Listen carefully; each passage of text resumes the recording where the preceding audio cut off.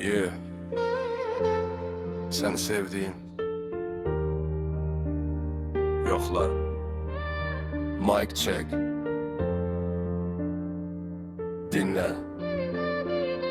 Gözlerinde tapdım ben bu karanlık dünyanı. Sessiz bir gecede doğan güneş tek berk vuran o anı. Unuttum derdimi, unuttum içimdeki bütün o gemi.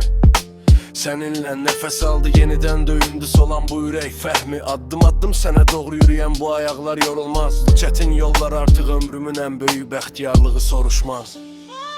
Seni sevdiğim o ilk günden beri değişti dünyamın rengin akışı. Gözümden silindi gem gölgeleri, ruhuma can verdi bir tek bakışın. Her anım senindir, her anım sana.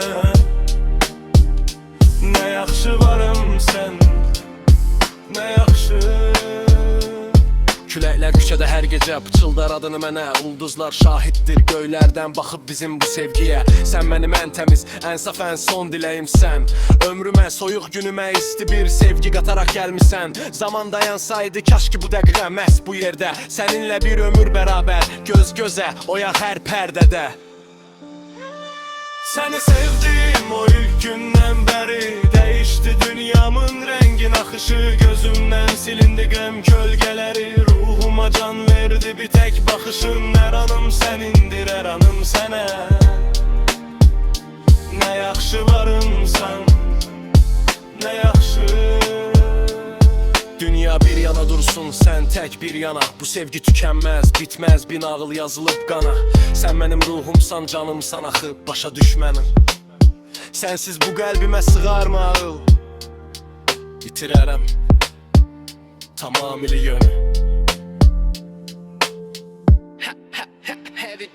Seni sevdiğim o ilk günden beri değişti dünyamın rengin akışı. Gözümden silindi gem gölgeleri, ruhuma can verdi bir tek bakışın. Her anım senindir, her anım sana.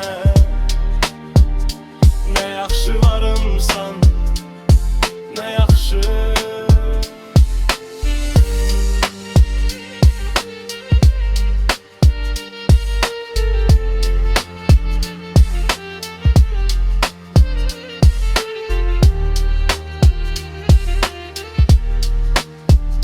Ne yaxşı varımsan, seni sevdiğim. Yeah, bura qədər.